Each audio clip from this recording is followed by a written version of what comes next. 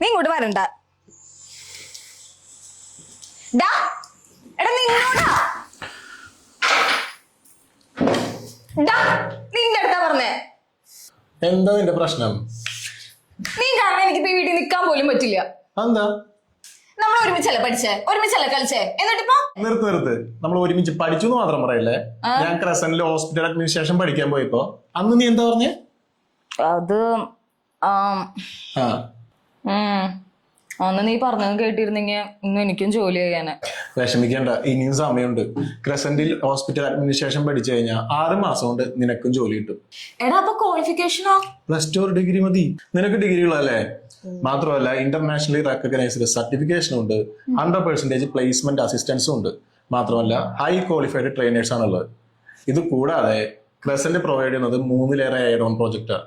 ഇനി ഇതിലപ്പുറം എന്താ വേണ്ടേ? നീ ആ നമ്പർ ഒന്ന് തന്നെ, ഞാൻ ജോയിൻ ചെയ്യട്ടെ. അതെ, ചായ എടുക്കട്ടെ. Crescent EduTech, rise beyond horizon.